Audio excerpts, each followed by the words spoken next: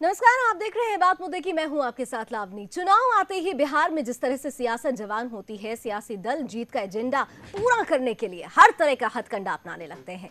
मुख्यमंत्री नीतीश कुमार यूं तो अब पूर्व मुख्यमंत्री जीतन राम मांझी का नाम लेने से परहेज करते हैं, लेकिन चुनावी शंखनाद के साथ ही नीतीश ने मांझी की तुलना विभीषण से भी कर डाली है। तो मांझी ने भी ताल ठोक कर कह दिया है कि वो नीतीश लालू की लंका का दहन जरूर कर देंगे। पिछले साल उपचुनाव में जीत के बाद गदगद हुए नीतीश ने बीजेपी को रावण कहा था। उस वक्त बीजेपी के पास बोलने के लिए कुछ नहीं था, तो इस बार मांझी के बहाने बीजेपी ने राम रावण का मुद्दा लपक लिया है। सुशील कुमार मोदी से लेकर केंद्रीय मंत्री रामकृपाल यादव सब ने नीतीश को बारी बारी से रावण करार दिया। कभी लालू के साथ ही रहे रामकृपाल ने तो लालू को भी कुंभकर्ण करार दे दिया है। और इस राजनीतिक रामायण की लड़ाई के पीछे वोट बैंक है। नीतीश मांझी को बिहार की राजनीति से बाहर का रास्ता दिखाने में जुटे हैं, तो बीजेपी मांझी के सहारे महादलितों के 16% वोट पर पकड़ बनाने में लगे हुए हैं। लालू यादव ऐसे मझधार में हैं कि ना चाहते हुए भी नीतीश को नेता मानना ही पड़ा है। और कुछ ही दिन पहले लालू ने जेडीयू के साथ गठबंधन पर कहा कि वो हर तरह का जहर पीने को तैयार हैं। याद होगा आपको, लालू को जब लगा कि गलत बोल गए हैं तो फिर कहा कि भाई बिहार की चुनाव राज्य का चुनाव नहीं, देश का चुनाव है, जहां से मोदी और बीजेपी की विदाई करने के लिए आरजेडी जेडीयू कुछ भी करने को तैयार है। 1987 की बात याद होगी आपको। रामायण शुरू हुआ था तो राम और राम आदर्श हर घर में बनाए जाते थे, लेकिन हमारे सियासतदानों ने इस शब्द का मतलब ही बदल दिया है। रामायण को भी बदल दिया और राम को भी बदल दिया। आखिर बिहार में असल में राम है कौन, अब ये बड़ा सवाल बन चुका है। रिपोर्ट के साथ बात मुद्दे की शुरुआत करते हैं।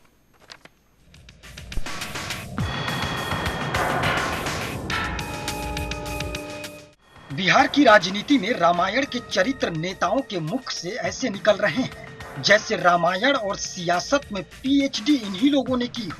राम राज्य का आधार हाशिए पर है, लेकिन राम कौन, रावण कौन का सियासी शोध चल रहा है। इवन भगवान राम को मदद किया रावण के खिलाफ युद्ध में। आप कहीं देखे हैं कि आज तक किसी परिवार में अपने परिवार के सदस्य का नाम कोई विभीषण रखता है? इशारा तो आप समझ ही गए होंगे। जिन मांझी की नैया को सुशासन बाबू ने 3 महीने पहले डुबा दिया था, उंगली उन्हीं मांझी की तरफ है। विभीषण की उपमा से मांझी को नवाज दिया नीतीश ने। इवन भगवान राम को मदद किया रावण के खिलाफ युद्ध में। आप कहीं देखे हैं कि आज तक किसी परिवार में अपने परिवार के सदस्य का नाम कोई विभीषण रखता है? बिहार की राजनीतिक प्रयोगशाला में सियासत के सारे फॉर्मूले बेमेल हैं। लालू नीतीश के मिलन को बीजेपी पहले ही केमिस्ट्री का कड़वा मिश्रण बता चुकी है। अब लोकतंत्र के पर्व में रामायण ग्रंथ की नुमाइश हुई, तो पीएचडी तो बीजेपी ने भी किया है राम में, रामायण में। अगर विभीषण है जीतन राम मांझी, इसका मतलब कि नीतीश कुमार स्वीकार करे कि मैं रावण हूं, तो आज अगर वो नरेंद्र मोदी और बीजेपी के साथ आए हैं, उन्होंने स्वीकार कर लिया कि हमारा राम राज्य है। रावण बताने की ये लड़ाई पुरानी है। पिछले साल जब विधानसभा के उपचुनाव में लालू नीतीश की जोड़ी को जीत मिली थी, तब नीतीश ने बीजेपी की तुलना रावण से की थी। 3 महीने पहले मांझी को सत्ता से बेदखल करने के बाद नीतीश समर्थकों ने मांझी को रावण कहा था। The one and only Rabri Devi ji को भी सुनना जरूरी है। 1 साल पहले देवी जी ने बीजेपी को रावण कहा था और जेडीयू को कंस। आज उसी कंस की गोद में इनकी पार्टी बैठी है, बिहार जीतने का सपना लेकर। रावण है, एक कंस है, दोनों पर हमला करेंगे। सरकार कंस है और बीजेपी रावण है, दोनों पर हमला करेंगे। लेकिन बड़ा सवाल ये है कि क्या वाकई में मांझी बीजेपी के लिए विभीषण साबित हो पाएंगे। बीजेपी की कोशिश है कि मांझी खुद चुनाव न लड़े, बल्कि एनडीए उम्मीदवारों का प्रचार करे। जेडीयू आरजेडी खेमे से नीतीश सीएम पद के उम्मीदवार हैं, तो बीजेपी ने भी मोदी के चेहरे को आगे कर चुनाव लड़ने का ऐलान किया है। वक्त के साथ जनता तय कर देगी कि कौन सा नेता बिहार के महाभारत में रामायण के किस चरित्र को जी रहा है। Bureau report, Sudarshan news.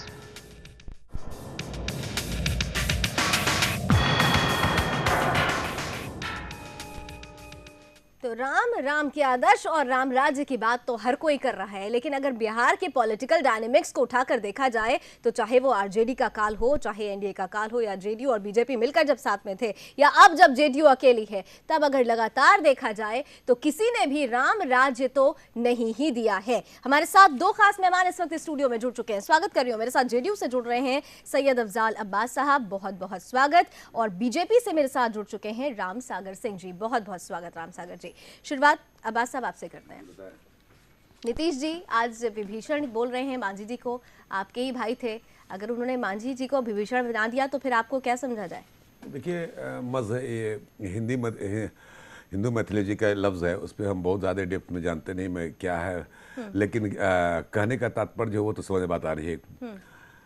एक सवाल ये आता है कि आज इतना मांझी जी को आसमान पे लोग चढ़ा के बैठे हैं भारतीय जनता पार्टी के लोग। आपने भी आसमान पर चढ़ाया था सर? मैं मुझे बोलने दीजिए सर। पहले ही बताइए, आज से 6 महीना 8 महीना 1 साल पहले जब नीतीश कुमार ने जब रिजाइन दिया, उसके बाद मांझी कोई जानता भी नहीं था। मैं समझता हूँ कि सियासत में इतनी बड़ी कमी या इतनी बड़ी भूल जो जीतन राम मांझी ने किया है, वो किसी न किसी के बहकावे में किया। एक मिनट यहाँ पर मैं इसलिए आपको रोक रही हूँ। आप कह रहे हैं कि सियासत में ये जो भूल हुई है, भूल नीतीश कुमार जी से तो नहीं हो गई थी। जब मांझी जी को उन्होंने अपना चेहरा बनाया था तो यहाँ तो सीधे सीधे भूल नीतीश कुमार जी की नजर आने लगी। मैं वही तो बात कर, मेरी बात अधूरी रह गई कि जीतन राम मांझी को बुला के बिहार के सबसे ऊंचे पद पर नीतीश कुमार ने बैठाला, तो लोगों ने कहा कि नीतीश कुमार का ये मास्टर का स्ट्रोक है। बहुत लोगों ने अखबारों में भी आया, बहुत लोग चर्चा से रहा, और लोगों ने कहा कि बहुत बड़ा काम किया, सम्मान दलितों का सम्मान दिया। उस वक्त भी लोग तनकीद कर, बीजेपी के लोग तनकीद कर रहे थे कि नहीं ये गेम खिला, ये है वो है। जब आप हर पार्टी हमारे साथ बैठे हुए हैं, बीजेपी के साथ ही, हर पार्टी की अपनी आइडियोलॉजी होती है, उसका सिद्धांत होता है, उसका मैनिफेस्टो होता है, उसी के अनुसार काम करना पड़ता है। और चाहे बीजेपी हो, कांग्रेस हो, मैं या जेडीयू, जहां भी हो, एक दायरा है, उस दायरे के अंदर में जब ये मुझे मालूम हो जाए कि मैं हम अपनी पार्टी में अपने घर में रह के हम घर को ही जलाने की कोशिश कर रहे हैं, तो कोई आदमी बर्दाश्त करने की कोशिश नहीं करेगा अगर समझदार आदमी हो। नीतीश कुमार बहुत अच्छा पहले समझ गया कि ये बीजेपी के गोद में बैठे जा रहे हैं, जो सामने भी नजर आ रहा है, और ये बीजेपी के लिए प्लांटेड ही काम कर रहे हैं। नतीजतन मजबूरन ये हमारा कंपल्सन था। बाद में शुरू हुई ना, कॉन्फ्लिक्ट तो कुछ और थे, बाद में तो फिर बीजेपी की तरफ सवाल खड़े कर दिए गए थे। बहरहाल ये जवाब देने के लिए राम सागर जी है। राम सागर जी, विभीषण हो गए मांझी जी, कितना फायदेमंद होने वाले हैं आपके लिए ये विभीषण? असल में नीतीश जी का ये स्वभाव नहीं रहा है इस तरह का कमेंट करने का। उनकी मानसिक स्थिति आजकल अच्छी नहीं रह रही है, इसलिए उनके मुंह से इस तरह की बातें निकल गई है। वो गंभीर राजनेता माने जाते हैं नीतीश कुमार, और जो अभी परिस्थिति बिहार में पैदा हो गया है, उनको लग रहा है कि अब हमसे सत्ता छिन गया है, और छिनता हुआ उनको साफ साफ दिखाई पड़ता है। और मेरे तो वो एमपी रहे हैं, मैं उस लोकसभा क्षेत्र से आता हूँ, मोकामा से। मैं अक्सर उनको ये देखा हूँ कि वो जातीय गणित बैठाने में हमेशा वो अव्वल रहे हैं, और इसी के तहत वो महादलित वोट के लिए इनको बैठाए थे, ठीक है, मांझी जी को। लेकिन इनका पासा उल्टा पड़ गया, चूंकि जब ये चाहते थे, चूंकि इनको पपेट बनाने का आदत रहा है, अपने सामने किसी भी नेता को नेता नहीं समझना, नेताओं को बेइज्जत करना, और इनके अंदर में जितने भी एमएलए थे जदयू के, इनसे त्रस्त थे नीतीश जी से।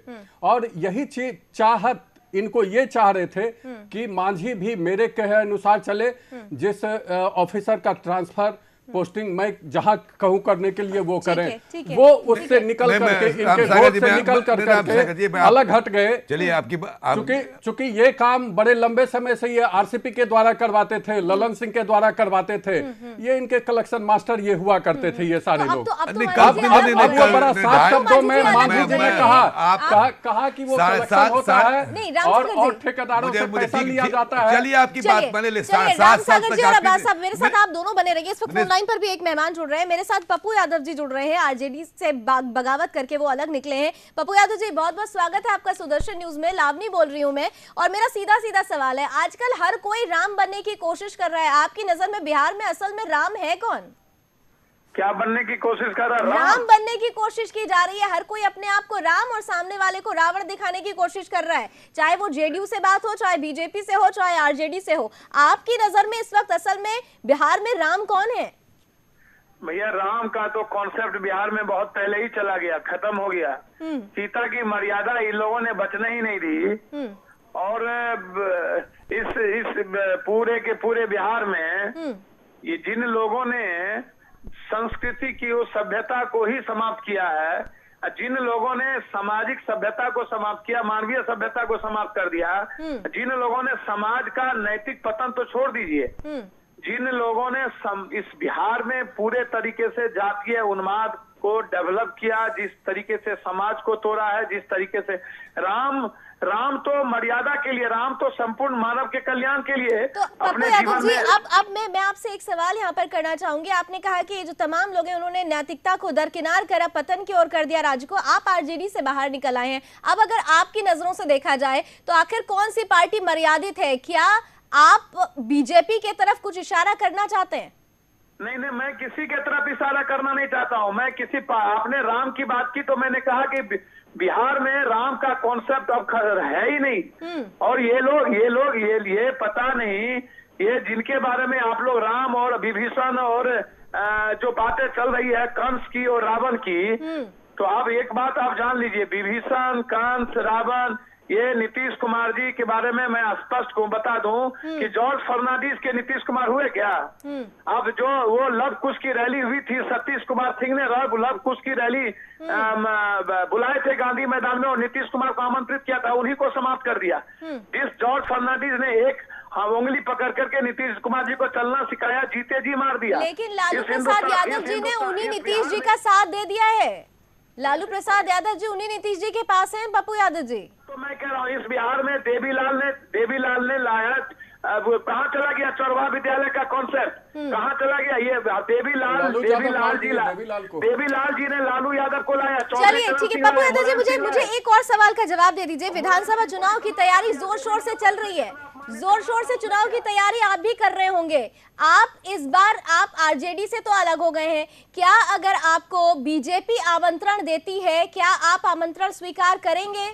देखिए, मैं तो अभी अपनी पार्टी को लेकर के जन अधिकार पार्टी जो आज बनाया है, जिसके संरक्षण मैं तो अभी बिहार के जो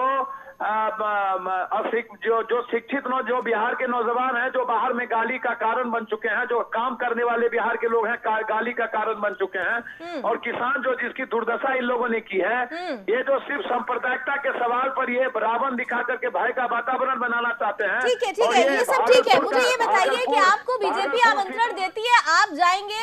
सिर्फ ये जानना चाह रही हूँ मैं आपसे। सबसे बड़ा दंगा ये दोनों, ये सांप्रदायिकता की बात करता है, ये दोनों दंगाई।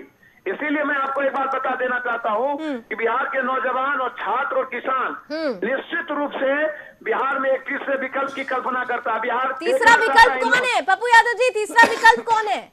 70 के दशक के बाद जो इन लोगों ने लूटा है, तीसरा विकल्प कौन है पप्पू यादव जी? मैडम, स्वर्गीय जगदेव बाबू के हत्यारे को इसी ने। तीसरा विकल्प कौन है पप्पू यादव जी? इसी नीतीश कुमार ने कैबिनेट मिनिस्टर बनाया था। पप्पू यादव जी, मेरी बात का जवाब नहीं दे रहे आप। तीसरे विकल्प की बात आपने कर दी, तीसरा विकल्प मुझे बता दीजिए। मैडम, जितना नरसंहार हुआ बिहार में, सारे नरसंहारों में दलितों के नरसंहार और गरीब और पिछड़ों के नरसंहार में ये आदमी सबको। चलिए, बहुत बहुत शुक्रिया पप्पू यादव जी मेरे साथ जुड़ने के लिए। तो कुल मिलाकर तीसरे विकल्प की बात तो कर गए, लेकिन तीसरा विकल्प क्या है वो बताने से परहेज कर गए हैं। एक छोटे से ब्रेक का वक्त हो रहा है, ब्रेक के बाद लौटेंगे तो मेरे साथ दो मेहमान जुड़े हो, उनसे बात करेंगे तीसरे विकल्प की और वो कहां देख रहे हैं इस बार बिहार विधानसभा चुनाव को। इस छोटे से ब्रेक के बाद